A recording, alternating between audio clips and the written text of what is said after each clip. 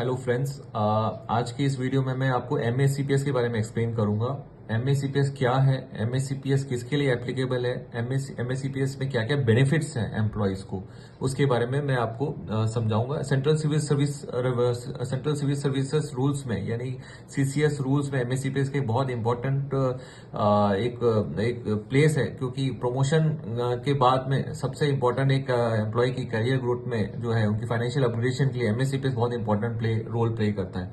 अब एमएसीपीएस का full form क्या है? एमएसीपीएस का फुल फॉर्म है modified assured career progression scheme. Modified assured career progression scheme जो है, अब वो क्या है मैं आपको यहाँ डिटेल में समझाऊंगा। पहले मैं आपको इसके बारे में एक फुल फॉर्म में आपको राइटिंग में लिखाता हूँ। कैरियर मॉडिफाइड एश्योर्ड, मैं बार बार ये एश्योर्ड की सॉरी फ्रेंड्स, मैं एश्योर्ड क्यों पता नहीं मैं क्यों भूल जा रहा हूँ। It's modified assured career progression scheme, MACPS। MACPS जो है 6th पे कमीशन में स्टार्ट हुआ था। उससे पहले भी था, दूसरे नाम से था। 6th पे कमीशन में इसको, इससे पहले 5th पे कमीशन में जो है, 5th पे कमीशन में it was called as ACPS। ACPS stand for assure career progression scheme. बाद में 6th पे कमीशन में जो है ये MACPS के नाम दिया गया, जिसे मॉडिफाइड कैरियर प्रोग्रेशन स्कीम कहला गया। ACPS में जब ये स्कीम था तो उस समय ये 12 इयर्स प्लस जो है 8 इयर्स में मिलता था, जो है यानी 12 इयर्स के गैप में मिलता था। अभी जो है ये 10 इयर्स का गैप में जो है एक एम्प्लॉय को एक फाइनेंशियल अपग्रेडेशन के रूप में मिलता है। 10, 20 एंड 30 इयर्स ऑफ सर्विसेज में जो है मिलता है। ये बहुत इंपॉर्टेंट एक मोरल बूस्ट करने के लिए एम्प्लॉयज के करियर में ये हेल्पफुल रहता है, क्योंकि जब कोई एम्प्लॉय को प्रमोशन नहीं मिलता, उसे अपने सेम पोस्ट में रहना पड़ता है और उसको कोई फाइनेंशियल अपग्रेडेशन नहीं मिलता, यानी कि एक पे स्केल से दूसरे पे स्केल में जाने का बेनिफिट नहीं मिलता, तब एक डिमोटिवेशन बहुत आ जाता है। और उस केस में ये बहुत ही इंपॉर्टेंट एक फैसिलिटी, एक बेनिफिट के रूप में एमएसीपीएस आता है, जिसमें एक एम्प्लॉय जब स्टैग्नेंट हो जाता है, स्टैग्नेंट मतलब उससे कोई बेनिफिट नहीं मिलता है लगातार 10 साल तक जो है, तो उसको एक एमएसीपीएस जो है दिया जाता है, जिसमें उसको एक वन फाइनेंशियल अपग्रेडेशन दिया जाता है।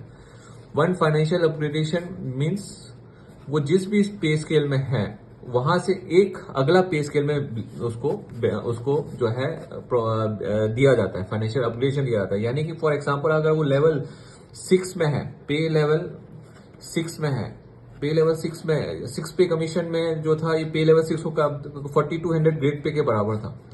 मान लो कोई एम्प्लॉय लगातार 10 ईयर्स तक 4200 ग्रेड पे में रहता है, तो उसको वन फाइनेंशियल MACPS मिलता है, जो कि वो उसको नेक्स्ट पे लेवल में लेके जाता है। वो है पे लेवल 7। पे लेवल 7 यानी 6 CPC का जो है 4600 ग्रेड पे के बराबर। ये फॉर एग्जांपल मैं आपको समझाने के लिए एक बता रहा था। 5th पे कमीशन में जो एश्योर्ड कैरियर प्रोग्रेशन स्कीम में ये था कि जैसे इसमें सिर्फ एक लेवल से दूसरे लेवल ही जाएगा, पे लेवल 1 से दूसरे पे लेवल में जाएगा, लेकिन 5th पे कमीशन में जो है वो एक पे लेवल से दूसरे पे लेवल में नहीं, बल्कि उसके एक प्रोमोशनल पे लेवल से दूसरे प्रोमोशनल पे लेवल में उसको एम्प्लॉय को जाने का बेनिफिट मिलता था। तो उस केस में वो एक पे लेवल ऊपर तक जा सकता था। यानी कि किसी एम्प्लॉय का प्रोमोशनल पे लेवल अगर 4200 से जो है 40 मान लो 4800 है जो है, तो उसको प्रमोशन में, तो उस केस में उसको 5th पे कमीशन में वो 4800 तक उसको सीधा मिलता था। लेकिन गैप 12 इयर्स रखना पड़ता था। 6 पे कमीशन में उसको 12 इयर्स का गैप हटा के 10 इयर्स का गैप कर दिया गया, और 10 इयर्स, 20 इयर्स, 30 इयर्स में जो है फाइनेंशियल अपग्रेडेशन जो है दिया जाता था उसकी एम्प्लॉयज के सर्विस में। तो एक फाइनेंशियल अपग्रेडेशन मतलब एक पे लेवल से दूसरे पे लेवल तक जाने के लिए मिलता था। कितने बार मिलता था? 3 बार, अगर उसको अगर प्रमोशन ना मिल रहा हो तो। आगे मैं और एग्जांपल्स में भी आपको समझाऊंगा। लेकिन क्या बेंचमार्क था? What is the benchmark? Benchmark gradings for getting the benefit of MSCPS. Benchmark grading क्या है था जो है, तो 2016-17 तक जो था बेंचमार्क ग्रेडिंग था। 2016-17 से पहले तक अगर किसी एम्प्लॉय को जो है मतलब 7,600 ग्रेड पे तक, 7,600 जीपी यानी कि पे लेवल 12 में जो है, पे लेवल 12 तक जो है के बराबर तक प्रमोशन के लिए सिर्फ जो एपीआर में जो ग्रेडिंग चाहिए था, बेंचमार्क ग्रेडिंग इन एपीआर में, यानी एनुअल परफॉर्मेंस अप्रेजल रिपोर्ट यानी एसीआर भी जो उसको बोलते हैं पुराना एश्योर्ड कैरियर प्रोग्रेसिव स्कीम में, तो उसको साथ है अप टू जो है लेवल 12 एंड अबव में जो है के केस में था वेरी गुड।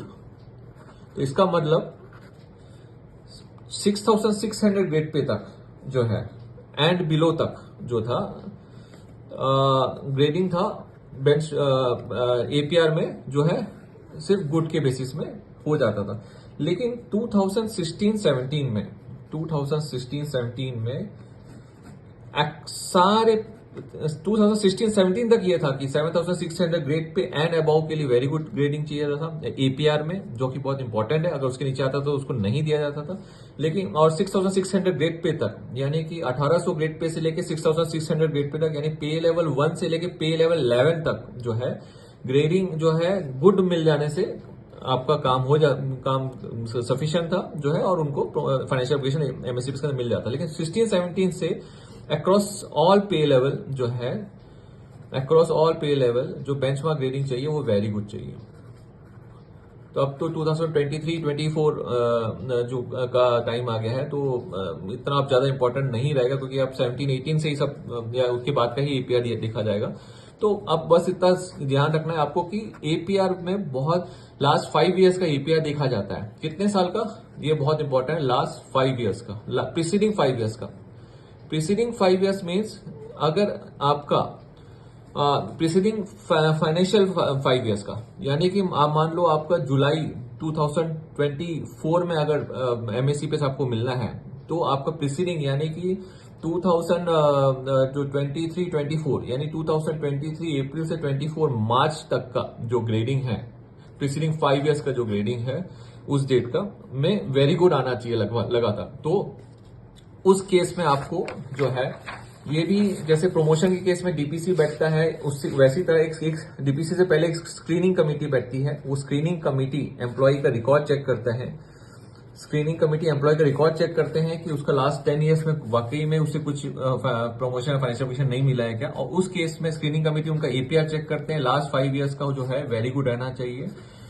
तब स्क्रीनिंग कमेटी जो है उसको फिट करके जो है fit for grant of financial updation जो है, ये ग्रेडिंग के साथ में जो है जब अपने रिमार्क्स के साथ में आगे बढ़ाते हैं, तब जाके उनका हेड ऑफ द डिपार्टमेंट के अप्रूवल से, यानी जिस भी ऑर्गेनाइजेशन में आप हैं वहां के हेड ऑफ द डिपार्टमेंट, या आप मिनिस्ट्री में हैं तो मिनिस्ट्री में सेक्रेटरी के जो सेक्रेटरी को हेड को पावर दिया गया है कि वो स्क्रीनिंग कमेटी के रिमार्क्स के बेसिस में उसे फिर से चेक करके फिट अगर पाया गया है तो एम्प्लॉइज को एमएससीपीएस के अंदर फाइनेंशियल अपडेशन दिया जाता है।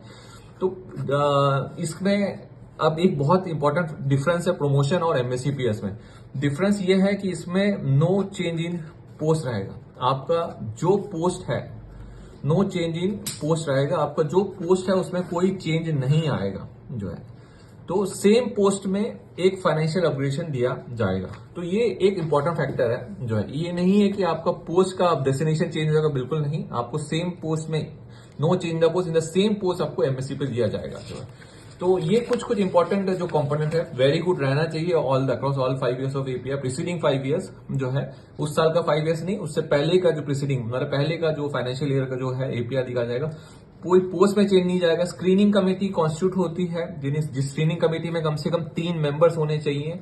जिस पोस्ट में आप प्रमोट हो रहे हैं उसके ऊपर के लेवल का मेंबर्स में स्क्रीनिंग कमेटी होना चाहिए। मान लो 4200 ग्रेड पे से 4600 ग्रेड पे के लिए एमएससीपीएस हो रहा है, तो स्क्रीनिंग कमेटी के मेंबर्स इस ग्रेड पे के ऊपर के लोग रहने चाहिए जो है। कम से कम भी जो है 5400 ग्रेड पे या फिर 6600 ग्रेड पे जो है ग्रेड पे का रहने चाहिए, या और जो चेयरमैन है वो इन जो मेंबर्स के भी एक लेवल ऊपर का ग्रेड पे में रहे जो है। तो ये कुछ कुछ छोटी छोटी फैक्टर्स है जो हमें इसमें ध्यान रखना है।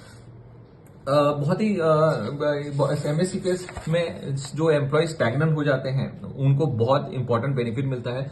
आपको मैंने पहले वाले वीडियो में जो पे फिक्सेशन समझाया था, आप पे फिक्सेशन में जो बेनिफिट मिलते हैं जैसे कि मेरे पहले वाले वीडियो से प्लीज पे फिक्सेशन के बारे में जाके देखिएगा। उसमें FR22 जो है, FR22 के अंदर की जो बेनिफिट है, जैसे कि IA1 का जो बेनिफिट है, वो सारी बेनिफिट इसके पे फिक्सेशन में एमएससीपीएस में भी दिया जाता है जो है। ये बिल्कुल आप ध्यान रखिएगा। जब एमएससीपीएस मिलने के बाद में जो पे फिक्सेशन होता है उसमें आपको उसका FR22 IA1 का भी बेनिफिट जो है मिलेगा।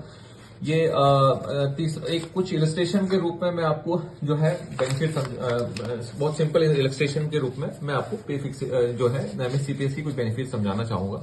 एक केस में आप देख लीजिए, एक एम्प्लॉय को 8 ईयर्स के बाद में उसको फर्स्ट प्रमोशन मिला, मतलब डेट ऑफ ज्वाइनिंग से 8 ईयर के बाद फर्स्ट प्रमोशन मिला। उसके बाद अगला 10 ईयर्स उसको कुछ मिला नहीं, कोई प्रमोशन नहीं मिला, तो ये स्टैग्नेंट हो गया। तो उसको वहां पे सेकेंड एमएससीपीएस दिया गया, यानी फर्स्ट प्रमोशन उन्होंने फर्स्ट जो प्रमोशन मिला उसको एमएससीपीएस के रूप में ग्रांट किया गया जो है। तो उनको सेकेंड एमएससीपीएस दिया गया जो कि 10+8 यानी 18 साल में उनको दिया गया। उसके बाद तीसरा एमओसीपीएस आप ही बिना देखे बता सकते हैं कि 18 से 10 साल तक स्टैग्नेशन कुछ नहीं मिल रहा है, तो 10 साल में यानी 28वें साल में जो है उनको एक एमएससीपीएस, थर्ड एमएससीपीएस जो है दिया गया जो है। तो प्रमोशन और एमएससीपीएस, प्रमोशन को भी एमएससीपीएस में काउंट हो जाता है जो है। अगर पहला प्रमोशन मिल रहा है तो उसको फर्स्ट एमएससीपीएस के रूप में काउंट करेगा, सेकंड उनको सेकंड में ही काउंट किया जाएगा, 3 ही मिलेगा सब मिला के, जो कि मैक्सिमम 30 ईयर्स तक की सर्विस में उनको मिलता है। तो ये एग्जाम्पल बहुत सिंपल, सबसे ईजी एग्जाम्पल है ये वाला एमएससीपीएस के बारे में समझने के लिए जो है। पहला प्रमोशन 8 साल में मिला, अगले 10 साल कुछ नहीं मिला तो सेकंड एमएससीपीएस मिला, उसके अगले 10 साल तक कुछ नहीं मिला तो 28वें साल में last third MSCPS on completion of 10 years of service in the pay level मिला। पे लेवल 4 में था पहला प्रमोशन में जब मिला था, यानी कि पे लेवल 3 से 4 में आए होंगे प्रमोशन में। उसके बाद 10 साल कुछ नहीं मिला तो उनको जो है सीधा 10 साल बाद पे लेवल 4 से 5 में ले आ गया। अगले 10 साल कुछ नहीं मिला, पे लेवल 5 से 6 तक एमएससीपीएस दिया जाएगा। तो ये पहला एक इलस्ट्रेशन है। दूसरा इलस्ट्रेशन भी मैं आपको और थोड़ा इंटरेस्टिंग चीज समझने को मिलेगा इसमें। एक दूसरा फैक्टर कि पहले साल फिर सेम 8 साल में उनको प्रमोशन मिला, अगले में फिर सेम 10 साल में उनको प्रमोशन मिला, तो 10 साल में एमएससीपीएस मिला तो 18 साल में मिला। लेकिन 18 साल के बाद 5 साल बाद यानी 18+5 23वें साल में उनको एक प्रमोशन दिया गया जो है। पे लेवल 4 से उनको पहले 4 में प्रमोशन मिला था, उसके बाद 4 से 5 में 10 साल बाद एमएससीपीएस मिला 18 साल में। पे लेवल 5 से सीधा एक पे लेवल छोड़ के अगला आगे में यानी पे लेवल 7 में सेकंड प्रमोशन मिला। अब इस केस में जो थर्ड है उनको जो है 7 से 8 उनको 30 इयर्स की नौकरी में। अब 23+10 33 नहीं करना है, यहाँ पे 30 इयर्स की सर्विस में उनको थर्ड एमएससीपीएस मिलेगा जो है। तो 10, 20, 30 का ये थोड़ा आपको ये कुछ फैक्टर्स और इसमें जो है ध्यान रखनी है। एक और अब ये अगले 2 इलस्ट्रेशन में आप पूरी तरह से एमएससी पे समझ आएंगे। इस एम्प्लॉय के केस में भी इन्हें 8 साल में मिला जो है पहला प्रमोशन, अगला प्रमोशन जो है एमएससीपीएस के रूप में मिला 10 साल के बाद 18 साल में, सेम बाजू वाले केस में। उसके बाद में उनको जो है सेकंड प्रमोशन और मिला जो है जब क्या बोलते हैं 20 साल की नौकरी होने से पहले जो है, यानी कि 19वें साल में, यानी यहां से मिलने के 1 साल के अंदर ही उनको प्रमोशन मिला। 18 साल में एमएससीपीएस, उसके 1 साल बाद उनको प्रमोशन मिला। इस केस में जो है उनको सीधा जो है यानी कि और एक यहां से 10 साल बाद 29th ईयर में उनको एक एमएससीपीएस जो है उनको दिया गया। तो सेम वही है, आपको ध्यान रखना है कि अगला 10 साल का गैप या 30 इयर्स जो पहले आए वो देना है। इस केस में 30 इयर्स क्रॉस कर रहा था 10 साल में, 30 इयर्स में मिल रहा है।